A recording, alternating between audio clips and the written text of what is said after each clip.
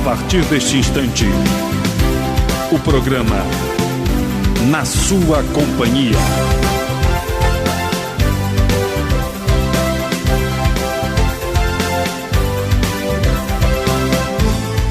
A entrevista, o debate, a prestação de serviços, o compromisso com o ouvinte.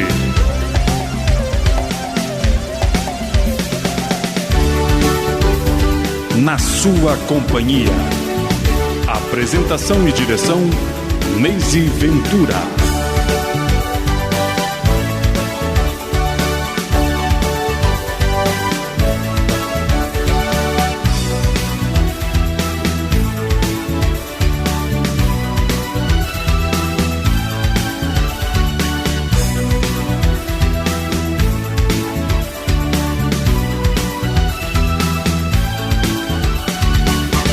Olá, amigos ouvintes, o programa Na Sua Companhia está começando. Que bom que vocês estão aí.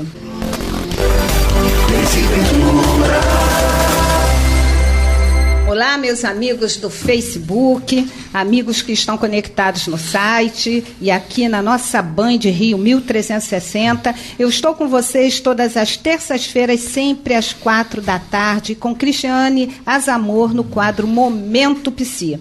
É só acompanhar aqui na Band Rio 1360 e no Facebook, lá na nossa página do programa. E é só deixar o seu recado lá e tudo, né? Ajuda a gente aqui a conversar com os nossos debatedores. E eu falo aqui do Rio de Janeiro, de olho no medo, num estado que não protege as crianças, seus adolescentes e o cidadão. A sociedade continua com medo e pede socorro. O que está faltando na política de segurança pública que não oferece segurança ao cidadão? Como compreender o fenômeno da violência que tanto nos assusta? É possível uma educação para a paz?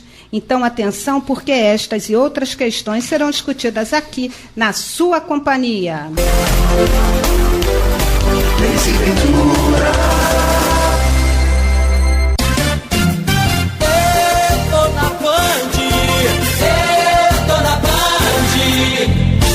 Bandeirantes 1360. Eu tô na Band. E eu também, você também, né? E podem ajudar a gente a debater o tema de hoje, mandando seu recado, fazendo perguntas aos nossos debatedores. É só enviar o seu recado pelo site do programa, nasuacompanhia.com, lá no Fale Conosco, ou aí mesmo na página do Facebook, né? E fiquem ligados, porque aqui, né, nós temos muitas novidades na cultura com a cantora e compositora Marília Bessi, que é a nossa entrevistada de hoje, e no quadro especial Momento Psi com Cristiane Azamor, avaliando as emoções do momento. E vamos lá, Isoneto, para o nosso debate. Na Sua Companhia, debate. Pois é, meus amigos, hoje o tema está um pouquinho pesado, né? Nós vamos conversar sobre a violência urbana e as possíveis soluções para o nosso Rio, que já deixou de ser uma cidade maravilhosa. Então, para este debate, convidamos Idalmir Barroso. Ele é capitão PM da reserva. Oswaldo Monteal, nossa, tá aí, gaguejei, né? Bacana, né, meu amigo? Saudade de você. Também. Oswaldo é professor universitário e historiador. E Cristiane Azamor no comando do quadro Momento Psi. Boa tarde, amigos. Sejam bem-vindos, parceiros do programa. Boa tarde, Neide. Boa tarde. Boa tarde. Pois é, meus amigos, vivemos essa era do caos, né, no Rio de Janeiro. A pequena Ágata é mais uma vítima da violência armada que já atingiu 16 crianças no Rio este ano. Ninguém mais está neutro ou indiferente a este angustiante problema da violência que vem interferindo na vida de todo mundo aqui, né? A sociedade carioca está em pânico, né? E aí, meu amigo Adalmir, né? Esta é uma estreita relação entre, do seu ponto de vista, né, entre a violência e o medo generalizado diante da falta de ações para se combater a criminalidade, sem essa questão da inteligência da polícia. Está faltando mais inteligência? Boa tarde, Nice. Boa tarde a todos. Bom, eu estou aqui falando como um cidadão, né, um funcionário público que atua na segurança pública por mais de 33 anos, né? Estou há 2 anos, completando há 2 anos agora na reserva, e observando essa mudança de comportamento, essa realidade hoje que a cada vez mais assusta a todos. Sim. Né? Não estou aqui representando a Polícia Militar diretamente, sim falando como cidadão, que fique claro, né? Porque as opiniões são diversas, né? E como cidadão e como um cidadão com um pouco de experiência dentro dessa área, o que a gente pode observar é que esse medo ele vem gradualmente crescendo a cada dia. Como você bem colocou aí no início das suas palavras, a cidade maravilhosa já não é tão maravilhosa assim, né? Isso está refletindo em tudo. E o pior é a violência. Você hoje, não importa a sua profissão, não importa a sua idade, não importa a sua classe social, todos nós estamos expostos a ela da mesma forma. É claro que alguns campos da sociedade ficam mais expostos a isso, como é o caso das forças policiais, de segurança, que ininterruptamente são responsáveis por essa segurança. O policial hoje, né, como todo, não só hoje, como sempre, ele é um policial 24 horas, tanto trabalhando quanto em casa, quanto passeando, quanto estando com sua família. Então, a qualquer momento pode acontecer alguma coisa e ele vai ter que atuar como tal, sob pena de uma prevaricação, né?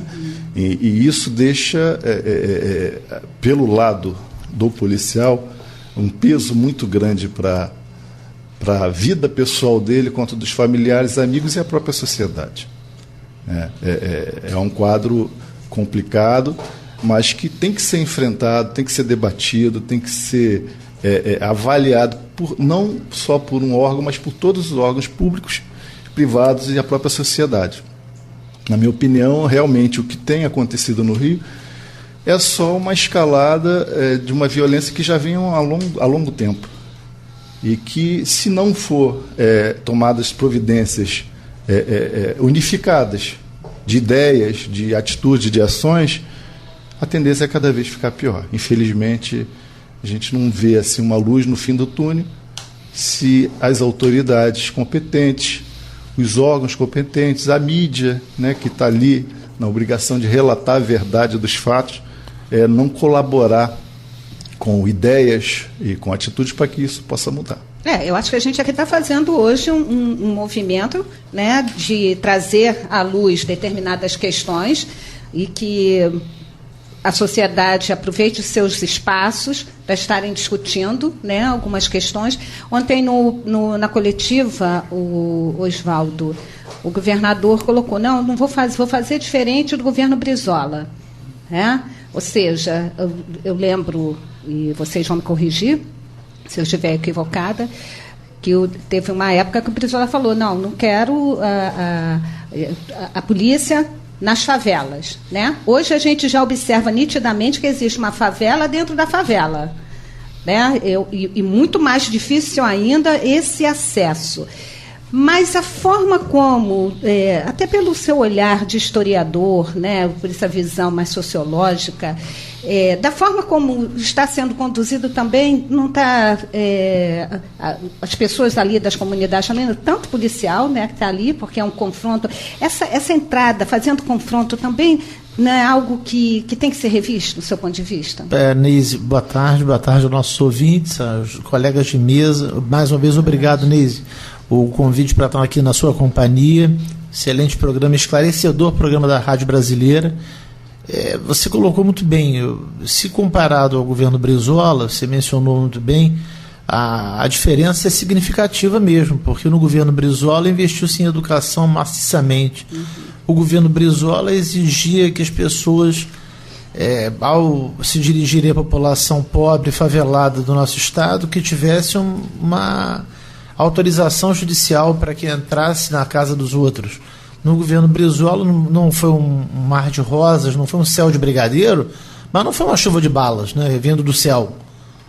Então, assim, a rigor, eu vejo, você colocou muito bem, é um momento dramático, né, da segurança pública confundida, o capitão Idalmir sabe melhor do que eu, confundido com o problema da polícia, né, e são realmente questões distintas. A questão da segurança pública é uma questão de, desculpem a aparente redundância, é política pública de segurança, que envolve a prevenção do crime, né, da criminalidade, do avanço das forças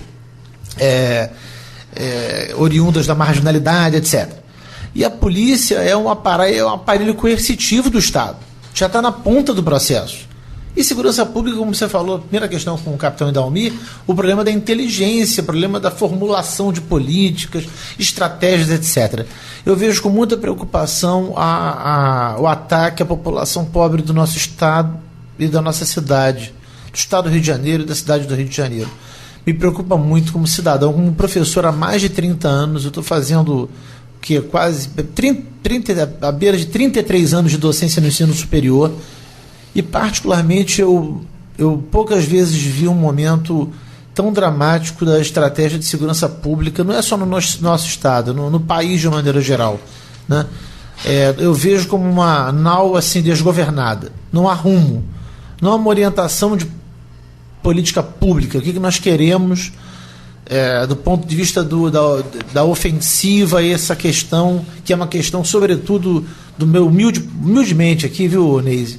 Uma questão social. A gente sabe que existem outros problemas, enfim, laterais, mas de maneira central é essa. E o fato da menina Ágata, isso não pode... Eu confesso a você que isso abate muito a gente.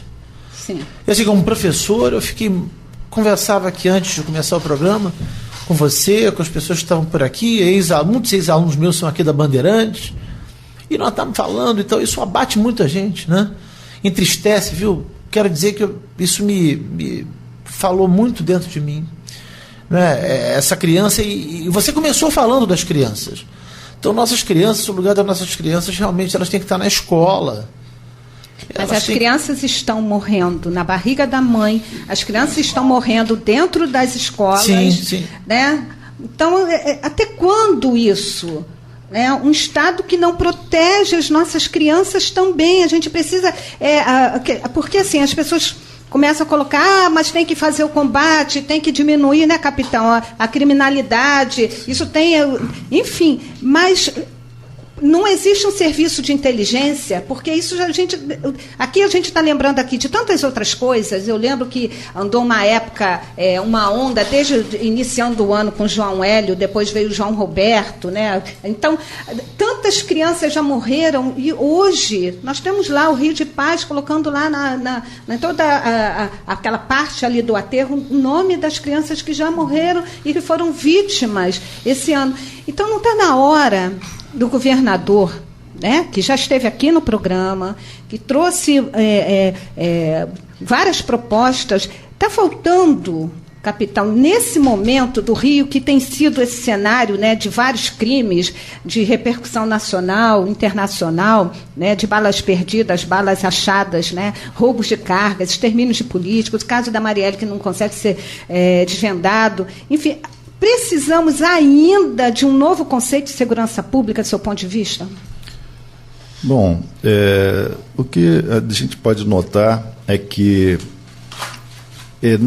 estão se tentando, não vou aqui julgar de forma certa ou errada, se tentar a mudar esse quadro.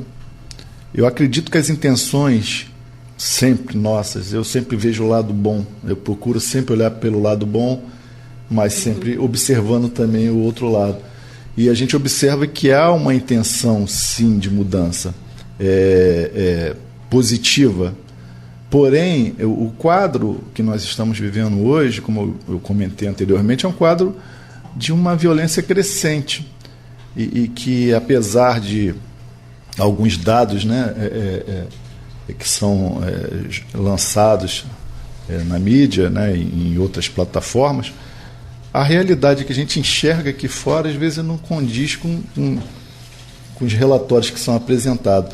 E com relação à questão da inteligência, é fundamental sim, né, uma melhora nesse serviço, sim. Eu acredito que O governo ele deve estar e está se empenhando a mudar isso de uma forma positiva, porém tem as suas dificuldades, esbarra em muita burocracia, tem a questão também legal da situação, de como se proceder em determinadas situações.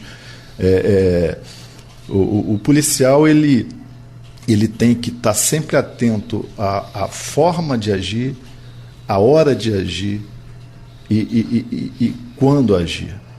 É a questão que ele tem de pensamento, em alguns casos, em milésimos de segundo. E ele tem que estar preparado para isso, né? Nós somos treinados para isso, apesar de, né, as ressalvas que poderia se melhorar isso aí. A gente... acho que o buraco é muito mais embaixo. A Cristiane está vendo aqui os nossos parceiros do programa já dando sugestões. Isso, Neise. Temos ao vivo o professor Carlos Absalão. Seja bem-vindo, professor Absalão, ao vivo aqui pela página do Facebook. Ele tem uma pergunta para a mesa. É a seguinte, a pergunta dele. Esse projeto de segurança belicista do atual governador resolve o problema da violência do estado do Rio de Janeiro? Deixa aí para a mesa. Olha, acredito que não, porque essa discussão já vem desde os anos 80, anos 90, o problema da guerra e da dinâmica do inimigo. Vários colegas têm debatido esse assunto, policiais, policiais da reserva, especialistas. Há um problema sério, né, nessa dinâmica da guerra, porque ela coloca e traz, de fato, historicamente, uma herança da Guerra Fria. Então, aquele que não está comigo está contra mim. É uma postura, Neise, muito regredida, né? Utilizando aí a própria psicanálise, né? Esse discurso do nós contra eles, né, também. Não é? E também, e psiquicamente é algo estranho. Sim. De que, se não está completamente comigo, se não é fechamento meu, né, está contra mim e tem que ser eliminado. E isso em vários campos da vida, né, capitão? Em vários campos da vida social. Não só no combate ao crime organizado, mas na vida. Então, o que eu temo também é que, falo de novo do meu temor, da minha preocupação, que isso ganhe outros espaços. Nós estamos criando microespaços de medo, tensão, angústia e ressentimento. Hoje, mais do que nunca, há no Brasil um sentimento, há no clima, na atmosfera, né, do país, na sua política interna, um clima de rivalidade, né, muito grande. Nós conversamos aqui, né, capitão? O problema, sim, nós contra eles, né, bons e maus. Há um problema de polarização muito aguda, né, e a busca do consenso me parece estar muito distante a busca do consenso. Então, a pergunta feita pelo senhor Absalão é muito recorrente. Essa estratégia da guerra, ela fez com que nós tivéssemos muitas baixas, inclusive de policiais, né? Porque centenas de policiais vêm morrendo nessa guerra. As taxas, isso repetidas vezes, o Fórum de Segurança Pública tem afirmado, 2018, 73 mil homicídios. Quer dizer, nós temos tido indicadores, aumentou o número de estupros, a taxa de letalidade policial aumentou 17%. O Brasil exibe hoje a terceira maior população prisional do planeta. Então, os nossos indicadores, enfim, na área de segurança pública, o Fórum de Segurança publicou há pouco tempo, não é, capitão? Sim. O seu relatório anual é realmente preocupante, e eu não vejo, por parte das autoridades, nem da União, nem estados e municípios, uma formulação inteligente. Algo que realmente venha prevenir, como foi reivindicado aqui no programa, o problema da inteligência. Quer dizer, é necessário também uma atuação mais forte do Ministério Público, no sentido de avaliar e precisamente atuar nessa área. E algumas iniciativas têm sido tomadas, como lembrou aqui o capitão, mas é necessário avançar mais. E o preparo do próprio policial, porque o policial também hoje é um homem com medo. Homem e mulher também, né? Policiais, homens e mulheres com medo também, né, desse enfrentamento. Então é medo de um lado, medo do outro, e parece que as autoridades um pouco sobrevoando esse problema, né, vendo de cima o problema, e lá embaixo, enfim, a bala comendo solta. Então o Rio de Janeiro se tornando uma cidade ingovernável, o estado do Rio de Janeiro com problemas sérios de gestão, na saúde, na educação, problema da segurança pública. Os esforços que têm sido feitos são esforços muito limitados diante dos problemas gigantescos que o nosso Estado tem. Então, para concluir, em relação à pergunta muito importante do nosso amigo, o Absalão, né, que fez o pergunta da política de segurança, não, acho que não. Essa é uma estratégia errada, é uma estratégia fadada ao fracasso. Essa estratégia de estabelecer a guerra total vai levar o Rio de Janeiro para o buraco. Inclusive, já se aponta o Rio de Janeiro como uma das cidades mais perigosas do mundo para se fazer turismo. Que é uma vocação natural do Rio de Janeiro, quando você fala muito bem, cidade maravilhosa. Maravilhosa para quem? Essa, aliás, é uma pergunta. Para quem ela é maravilhosa? Uma parcela muito limitada. A maior parte, como já foi dito aqui, o capitão começou falando disso, o problema está atingindo generalizadamente e em particular, e eu gostaria de sublinhar isso, Neise, o problema das favelas. Quer dizer, a população favelada, essa está sendo duramente castigada, e aí não é só uma questão da política de segurança do governo ou do Estado ou da União. São as condições concretas de esgoto, de água tratada, né, condições de atendimento médico, hospitalar. Quer dizer, nós precisamos realmente repensar o Rio de Janeiro e ver que caminho vamos tomar para que casos como o da Ágata, isso foi um impacto muito grande na autoestima do nosso Estado e do nosso país. Isso é um assunto mundial. Esse caso, o caso da menina Ágata, de 8 anos de idade, foi um caso de repercussão planetária. Pois é. Nós temos que pensar o que nós queremos, minha gente. Esse programa tem grande repercussão. O que nós queremos para nossas crianças? Nossas crianças precisam de escola. Olha só, Oswaldo, você colocou uma questão importante, né? Que o Rio de Janeiro ele está, né, totalmente à beira do abismo, na grande verdade. E a gente fala não só na área da segurança, como na área de educação, na área de saúde.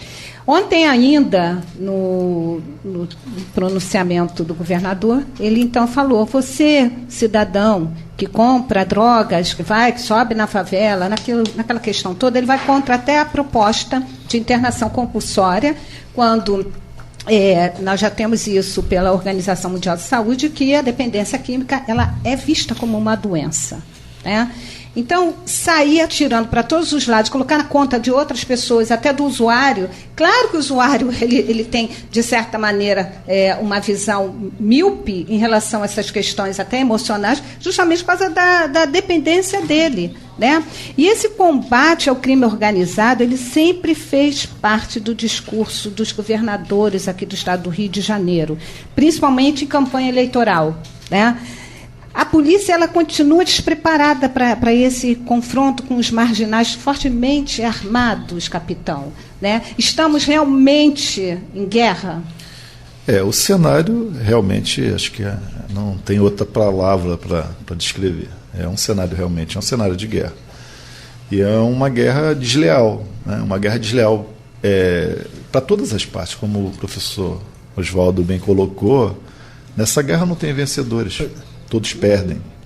Perdem aquele cidadão que, infelizmente, por não ter outras condições, tem que viver numa comunidade onde não tem ali assistência nenhuma social, assistência dos órgãos públicos, serviços essenciais que ele precisa, e principalmente educação, como ele falou. Eu acho que a educação é o pilar de uma sociedade. Sem educação, não tem mais nada. Não vai haver segurança. Sem educação sobra violência. Sobra violência, é verdade. Quando se foge dos argumentos, se parte para a violência. Posso fazer um comentário aqui que o capitão colocou? Nós já tivemos governador no Rio de Janeiro que prometeu acabar com a violência em 6 meses. As promessas chegaram em tal nível que nós já tivemos isso. E os indicadores aumentaram. Quando você falou isso, eu lembrei assim, traga o seu amor em 6 dias. Né? Tá quase, que tragédia, isso, né? Mas exatamente. Porque, assim, pendurado no poste, né? Pendurado. Eu tenho, hoje mesmo estava ouvindo na Band News, uma pessoa colocou um cartaz lá, assim, faço falsificações, né, idênticas. Então, o que circula nesse imaginário social, né, de que pode tudo, né? Eu posso fazer tudo e posso fazer do meu jeito, e se não for do meu jeito, não é de jeito nenhum. Alô, cara pálida, estamos vivendo aonde? Que planeta? Não é verdade? É verdade. Então eu fico assustada. A gente, quando fala da Ágata, da pequena Ágata, a gente está falando de várias crianças do Rio de Janeiro que estão morrendo, né? Morrendo com mochila nas costas, morrendo dentro da barriga da mamãe, dentro da escola. Claro que nós não estamos esquecendo dos nossos policiais, né? Agora, capitão, essa guerra contra as drogas, ela é efetiva do seu ponto de vista? Isso está acontecendo? Como é que está sendo isso? Né? Porque a gente está falando de contrabando, né? De segurança de fronteiras, de uma conversação entre as polícias, né? Como é que está essa conversa? Porque quando a gente fala também de escola, eu acho que a sociedade precisa mais conversar com as escolas, eu acho que as escolas precisam conversar mais com as famílias. O que está fora do lugar? Bom, na minha opinião pessoal, tá? Como eu falo aqui, eu acredito que o combate à violência voltada para o narcotráfico, o próprio contrabando de armamento e tudo mais, ele tem que ser feito em todos os âmbitos, né? Em uma integração tanto dos entes federais, estaduais, municipais. Não adianta querer que um órgão solitariamente tenha sucesso nisso, porque a questão é enxugar gelo, falando a palavra correta. Não adianta o policial combater na ponta da linha aquele aviãozinho, como se fala na forma popular, o traficante que bota a cara no morro, que é só mais um da cadeia, né, de alimentação daquele tipo de comércio, né, que tem muita gente por trás, muito maior, que estão aí por trás disso e não aparece, que é enxugar gelo. Ele vai prender um, daqui a pouco vai ter outro substituindo, e vão se substituindo as vítimas e os presos, e não adianta. Então, assim, tem que ser efetivamente colocada uma política de integração, sim, federal. Como a senhora bem colocou, a questão das fronteiras, começar por ali.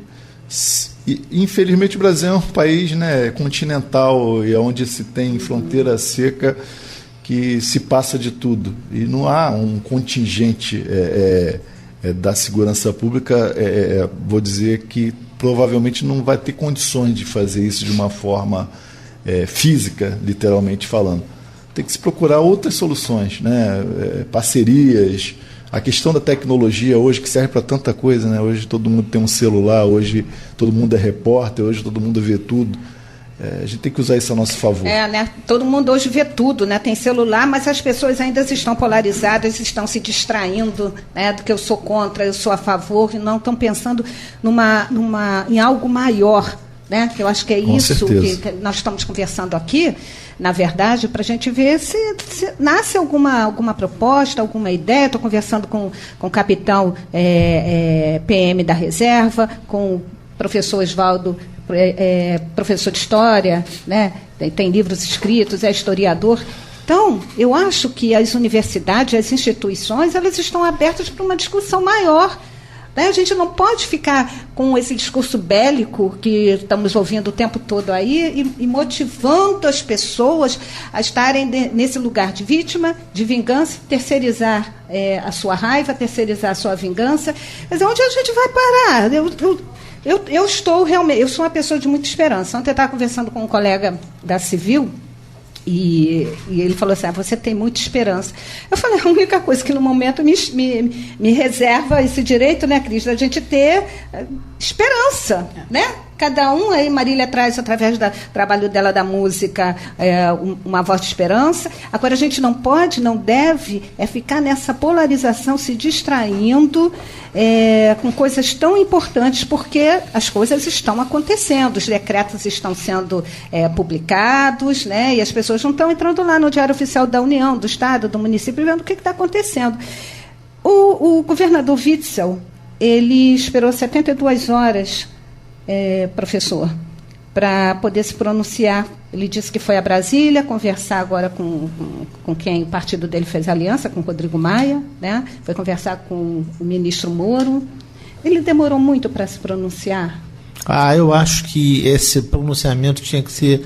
A comunicação social, né, do governo do Estado precisava ter sido mais ágil, mais imediata. Foi um caso muito grave envolvendo instituições do Estado, né? E, sobretudo, a família, sobretudo, como eu já disse aqui, a situação das nossas crianças. Então, foi o tempo de reação do governo, dá uma sensação assim, que o governo parou e disse, bom, o que nós vamos dizer? E quando veio a público, me preocupou muito uma palavra colocada na coletiva do governador, que é a palavra, estamos continuando a civilizar. É porque nós já ouvimos em tempos anteriores à história do Brasil essa expressão. O que está havendo? Quer dizer, nós precisamos civilizar, aculturar, disciplinar. Me lembra muito do estudo do Foucault, né? Do Michel Foucault e seus herdeiros teóricos, aquela ideia de você, digamos, né, Neise, assim, uniformizar, sabe? Me deu uma sensação disso, de que o governo continua na política de segurança, que a política de segurança está no caminho certo, foi o que nós escutamos, e que há necessidade de civilizar. Me dá a impressão de domesticar, de disciplinarizar, quando justamente nós estamos precisando mais do que nunca, hoje, é a liberdade. E uma liberdade que o Estado venha garantir essa liberdade. Não é um problema com todo respeito, governador, mas não é um problema, eu sei que o senhor pode estar nos ouvindo, e seu secretariado, seus assessores, etc., não é um problema de domesticar, civilizar, disciplinar. Está no nosso Facebook, inclusive. Olha aí, pois é um problema de liberdade e de garantia da nossa liberdade de ir e vir. Princípio, aliás, que não é um princípio de esquerda, não. Não é um princípio é um princípio liberal. Está dentro do preceito liberal de ir e vir. Nós não estamos nem falando nada assim que seja, para muitos, assim, exótico. Não, está dentro, digamos, dos ditames, né? Do conhecimento regular do funcionamento de uma sociedade democrática, debaixo de uma Constituição de 88, a Constituição, né, Federal, debaixo das leis que garantem os nossos direitos. Então hoje a população se vê, viu, Neise, refém, você tem razão, que foi o início do programa de hoje, refém do medo. E cabe ao Estado a garantia do direito de ir e vir, cabe ao Estado também a garantia do emprego. Aí vão dizer, não, mas isso é um problema da economia. Não é. Historicamente, no nosso país, o Estado teve um papel fundamental, desde a era Vargas. Desde os anos 30, que o Estado tomou as rédeas da nossa economia. E quando o Estado... Olha, vou dizer assim, fica até meio... Até arrepia dizer isso, viu? Toda franqueza. O programa da Neise sempre traz uma polêmica pesada. Mas é isso. O problema é esse, são questões centrais. O teu programa traz as questões que são questões nacionais. E poucos tocam nas questões nacionais. Ficam na periferia do problema. Eu creio que, assim, historicamente, nós ficamos... Quando o Estado recuou, Neise, o desastre foi muito grande, Neise. Quando o Estado saiu das ações, nós ficamos literalmente pendurados na brocha. Falando de maneira popular, ficamos pendurados na brocha.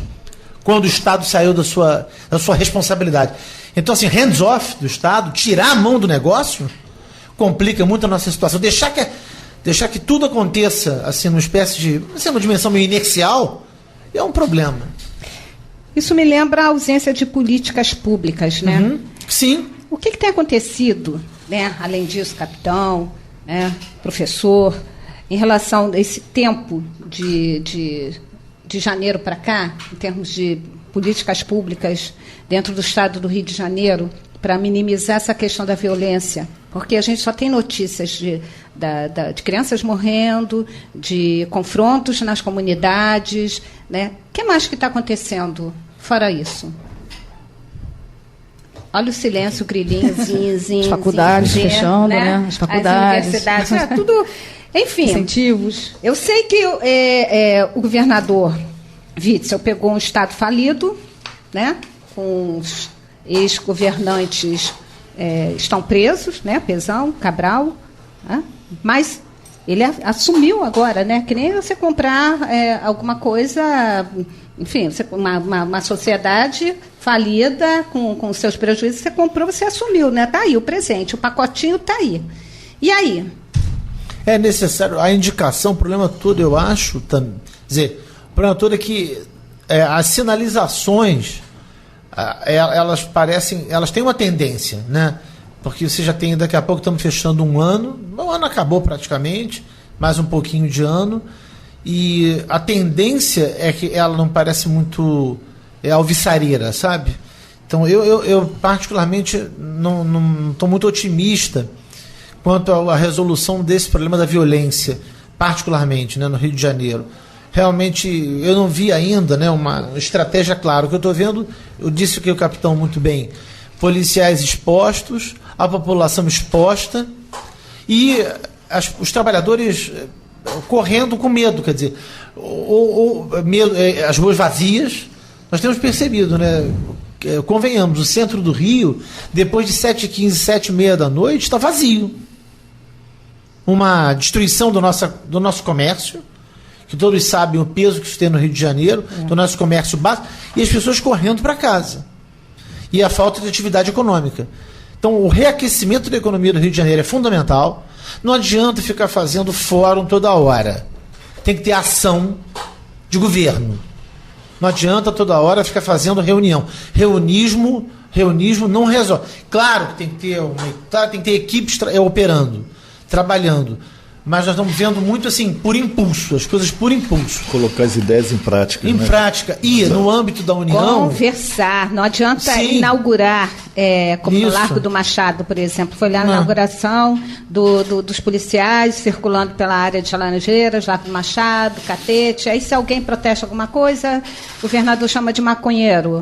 Né? Então, quer dizer, a sociedade não pode... não tem espaço, né, para conversar. Se a sociedade não tem, as instituições também, né, vai governar sozinho? E aí você tocou, eu não sei a opinião do capitão sobre isso, das nossas amigas na mesa, e você, Neise, que pensa disso, que é o problema, eu queria mesmo te ouvir sobre isso, e a todos nós aqui, porque o problema de uma sociedade que está apática, né? Vários colegas têm discutido isso, apática, inerte, com uma capacidade de reação muito limitada e contemplando, assistindo praticamente o que está acontecendo. Parece assim, são espectadores, uma sociedade desorganizada. Isso. Os partidos políticos totalmente fragmentados. Isso. Eu insisto, aqueles que se apresentam como alternativa não querem construir um projeto comum, vêm com intenções pessoais. Não estou dizendo que intenção pessoal, não é demonizar, não estou satanizando pretensão pessoal, não, porque isso aí, né, faz parte da vida. Você tem projeto. Só que o problema é o seguinte: o seu projeto não pode se confundir com o projeto Brasil. E esse é um problema, pensar o Brasil. Aliás, seu projeto só vai vingar e ter sucesso se tiver o Brasil, se a gente tiver essa coisa maior. Sim. Né? Então, eu acho que... Eu queria isso, que nós voltássemos a pensar o país, Agora, uma pergunta, capitão, aqui. Já existe um resultado do confronto balístico na perícia da arma, né, que saiu lá, o projétil que atingiu a pequena Ágata? Bom, até a hora, né, que eu acompanhei aí as informações, né, pela mídia em geral, ainda não foi fechado. Me parece que o projetil, né, que atingiu a Ágata, ele estava fragmentado, provavelmente deve ter atingido algum obstáculo antes de chegar à criança, e isso dificulta na hora da perícia, e por conta disso eles ainda não chegaram a uma conclusão de qual calibre, qual arma. Assim, as armas já foram apreendidas para essa avaliação, porém, até a hora que nós entramos no ar aqui, eu não tive nenhuma notícia de alguma solução com relação a isso. Entendeu? Tá certo, você está na Band Rio 1360 e o programa Na Sua Companhia está conversando sobre a violência urbana e as possíveis soluções para o nosso Rio, né, que já deixou de ser uma cidade maravilhosa, mas você pode participar, coloque suas perguntas ali na nossa página do Facebook, né, vão ajudar a gente aqui a conversar um pouquinho sobre essa situação, esse cenário frágil, né, doído que nós estamos vivendo aqui no Rio de Janeiro, né, e para tanto nós vamos aqui dar uma paradinha para o nosso momento piscina, esse quadro especial, né, que a Cristiane Azamor, ela traz com muita propriedade, né, essa questão das emoções, né, e vai avaliar aqui esse cenário. sensível, de muita dor para essas famílias que estão perdendo seus familiares e principalmente as suas crianças. Tudo bem, minha amiga? Tudo bem, querida. Boa tarde, Neise. Boa tarde, colegas de debate. Boa tarde, ouvintes. Quero dar um alô ali especial para algumas pessoas que estão assistindo a gente. Kátia Figueiredo, professora de História, querida amiga. Oi, Kátia. Priscila Rufino, psicóloga, psicanalista. Luci Faria Medina, totalmente engajada socialmente. Valéria Tavares, psicóloga. E Cristina Montenegro, que participou recentemente com a gente aí. Alô, galera, obrigada pelo... Né, agradecemos a audiência. Neise, quando você fala das emoções, e aí foi falado aqui esse estado de guerra, né? Nós estamos falando de uma violência urbana, nós estamos falando de um estado de guerra e não podemos deixar de falar dos traumas, né, Neise? Dos traumas não só das famílias que perdem seus entes queridos, mas dessas crianças também que estão convivendo, não é, com essa violência urbana. Quando a gente fala de criança, a gente está falando de alguém que está no período de construir a sua identidade, não é? Essa identidade social, né? Esse processo de desenvolvimento sociocultural. E essa construção dessa identidade, ela parte das relações interpessoais, né? Nós somos seres gregários, nós precisamos do outro. Quanto menor nós somos, mais dependemos do outro e vamos construindo a nossa identidade por meio dessas relações interpessoais, não é? E que fatores estão inseridos, né? Que fazem parte, né, dessas relações interpessoais e que formam a identidade da criança. Primeiro, as vivências, o que ela presencia, não é? Segundo, os modelos, né? Aquela pessoa ali que ela pega como exemplo e ela repete os comportamentos. Sim. E terceiro, as respostas que elas têm do meio, não é? Então, aquela fala do adulto, positiva ou negativa, aquele elogio, aquele não que ela recebe. Então, isso tudo participa da construção da identidade da criança. E tudo isso, gente, gera emoção. A criança não tem ainda a atividade do pensamento elaborada tal como o adulto. Então, o que ela vai vivenciando, o que ela vai recebendo do meio, fica marcado nela como emoção, não é? E se nós estamos falando de crianças vivenciando, seja na escola, seja em casa, seja na rua, seja dentro de um carro, enfim. Se nós estamos falando de crianças vivenciando uma violência urbana, um estado de guerra, nós estamos falando de traumas e nós estamos falando de danos emocionais. E de um futuro muito... Exatamente, sensível. Porque quem vive um trauma, e principalmente uma criança, ela fica marcada com aquela emoção. Ela carrega essa marca no corpo dela, essa sensação, não é? E essa vivência, né, no estado de violência urbana é uma vivência que gera muito medo. Um medo extremamente exagerado que ela internamente não tem recursos para lidar. E que leva a ela uma sensação de desamparo, de vulnerabilidade. Então, é o trauma, né, por conta de um medo excessivo, que ela não tem como lidar internamente. Esse Exatamente. Trauma que estressa psiquicamente e fisicamente, que gera uma sensação de desamparo. E aí, gente, ela vai levar, né, quer dizer, aos poucos ela vai interpretando isso, aos poucos ela vai criando as crenças dela, aos poucos ela vai criando as defesas. Tudo pela lente do desamparo. Não é? Então, muitos comportamentos vão aparecer, né, numa tentativa de não vivenciar isso que chama de novo essa sensação do desamparo, que é marcado pelo trauma. Então, certamente, se isso não for tratado ao longo do tempo, ela vai se tornar um adulto com crenças, com comportamentos de luta ou fuga muito disfuncionais, que vão trazer sofrimento, porque estão sendo interpretados, criados pela lente do desamparo, não é? E nós temos a responsabilidade de falar sobre isso, não é? Artigo 5º da Constituição Federal, direito à vida, direito à segurança. Nós, como cidadãos de direitos e deveres, devemos falar sobre isso e devemos ter ações, ter uma atitude, não é, para proteger essas crianças, não é? Porque elas serão adultos. Né? E que sociedade nós estamos construindo. Então, essa é a reflexão assim, que eu quis trazer. Muito importante, viu, Cristiane? Porque um familiar adoecido, todo o sistema adoece. Né? Um familiar traumatizado, todo o sistema adoece. E aí traz a passividade.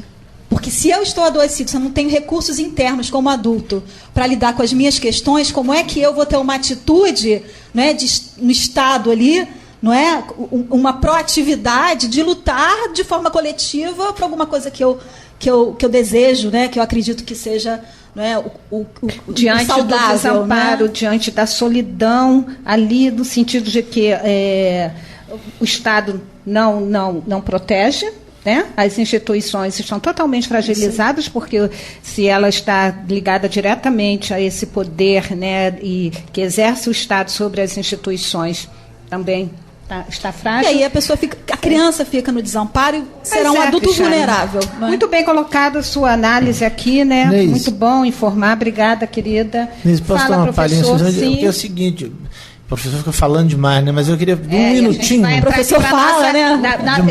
Que é o seguinte, um minutinho. Eu falo, tem que fazer sinal. Vamos fazer sinal. Mas vamos lá rápido, que desculpa, eu quero conversar aqui com a minha amiga Marília. Marília, tudo bem? Tudo bom, querido?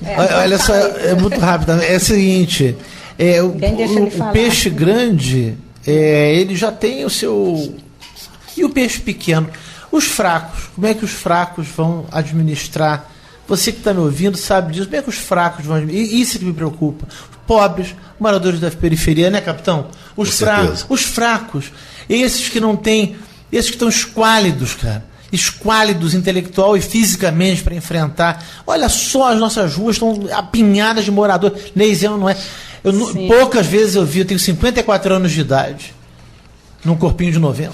Eu digo a você o seguinte, Neise, eu poucas vezes vi nossa cidade tão apinhada de moradores, a fragilidade está exposta, está ali a olho nu da nossa população, gente. Devemos cuidar. É importante nós falarmos, né? Porque a ação vem a partir da reflexão do que a gente está conversando. Se a gente ficar aqui, só né? discordando, ou claro que todo mundo tem a liberdade de colocar seu ponto de vista, todo mundo tem a liberdade de concordar ou não, mas vamos transformar isso em algo maior e dar o primeiro passo. Não é só ficar na discussão, né? E dar o primeiro passo, cada um dentro do seu fazer profissional, dos seus espaços apropriados, para poder estar conversando, poder falar, e sem essa coisa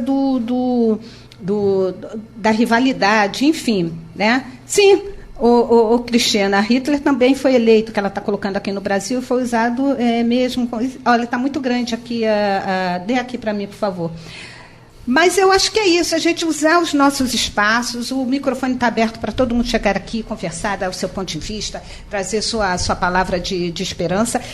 E eu estou querendo fechar aqui rapidamente esse debate, porque eu preciso conversar com a minha convidada, com a minha entrevistada de hoje, né, sobre esse trabalho dela, esse projeto. Mas, rapidamente, em uma palavra, né, para fechar esse debate, se vocês fossem governadores, né, por um dia, né, qual seria a primeira canetada que vocês dariam? Rapidamente, capitão. Esquecer a divisão e propagar a união.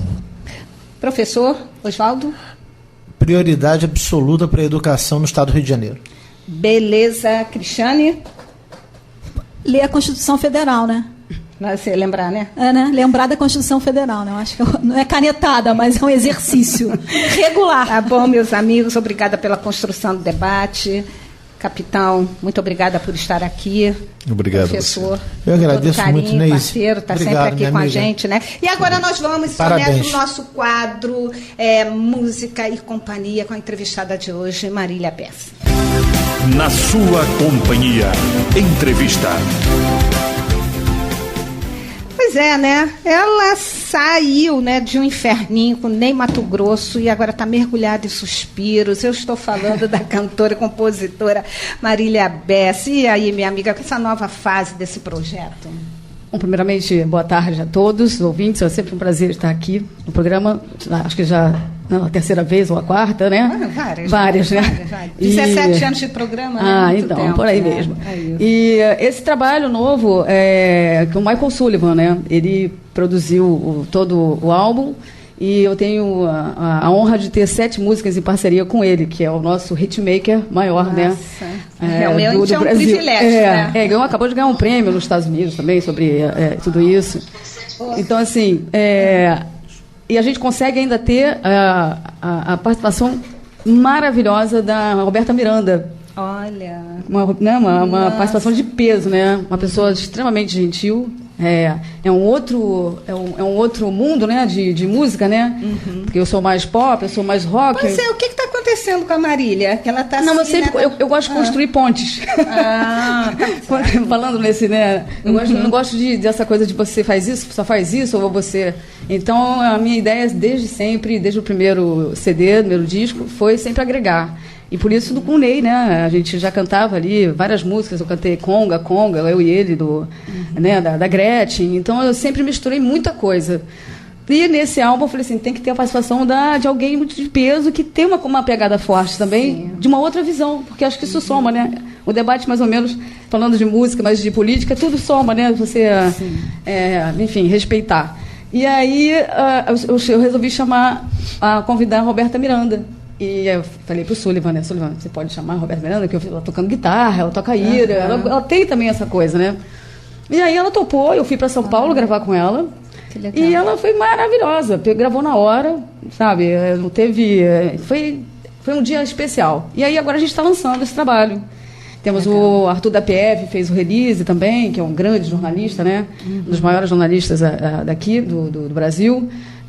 Então eu estou tendo esse apoio apoio, eu acho que a palavra realmente é apoio, de todos esses artistas, essas pessoas importantes. Eu acho apoio, parceria, é uma construção mesmo, né, desse momento tão pesado que a gente está vivendo, trazer essa suavidade, a brincadeira, né, trazer o Sullivan, que é um gênio, né? É um gênio, é um hitmaker, ele tem mais de 1.100 e tantas músicas gravadas de sucesso. Então, quem você pensar, ele gravou. Eu estava olhando o seu release e estava vendo naquele rapidinho, você chegou lá, ele papum, rapidinho, cria logo a música. Gênio, A nossa primeira música, eu escrevi a letra, ele pegou o violão e ele fez na hora. E eu fui acompanhando, como uma ouvinte, acompanhando ele construir, sabe, chegar no refrão. É realmente um espetáculo. Eu tenho 7 músicas com ele, em parceria com ele. E a primeira música de trabalho é justamente a Suspiros, que dá nome ao álbum. Então, que tem a Roberta Miranda cantando com a gente. E por que Suspiros? Suspiros porque eu tive... um nome de uma canção, né? Mas eu tive um problema de saúde no meio dessa gravação, né, desse álbum. Eu tive um problema de saúde. Eu tive surdez súbita de um ouvido. Então, fiquei completamente surda de um ouvido. Então, eu tive que parar. Comum nos artistas, nos músicos, na verdade. É comum também por estresse elevado, enfim. Mas, no meu caso, foi as duas coisas somadas, né? Mas já está... Não, volta. Né? Eu consegui voltar porque eu fui muito rápido no médico, né? Eu fui a 5 médicos. Então, assim, eu consegui tomar muito remédio, muita cortisona logo de cara. Então, teve uma coisa que, graças a Deus, deu certo. Reverter, né? Conseguiu reverter, não reverte completamente, mas reverte muito. O suficiente também. Mas o outro é 100%. Para botar o pé na estrada tá tudo tranquilo, né? Cada vez melhor. Isso aí não... Só tive que parar realmente para me tratar. E a produção do álbum, isso tudo, como é que tá? A produção não, agora Quem a gente... é que fez a produção em direção musical foi o Michael Sullivan também. Também, né? Foi ele também. Então agora a gente vai começar a fazer... Estamos lançando no mercado, né? E a gente vai fazer shows, enfim, a gente vai fazer toda a divulgação. Como está essa agenda? Então, a agenda está fechando agora Rio, está fechando São Paulo. Sim. Então, até mais São Paulo do que no Rio, por tudo que a gente falou aqui hoje também, né? A cultura também não vai bem. Aliás, pois é, né? Mas eu fico observando que em São Paulo as coisas continuam acontecendo, sim. né? São Paulo, as pessoas saem, né? As pessoas vão.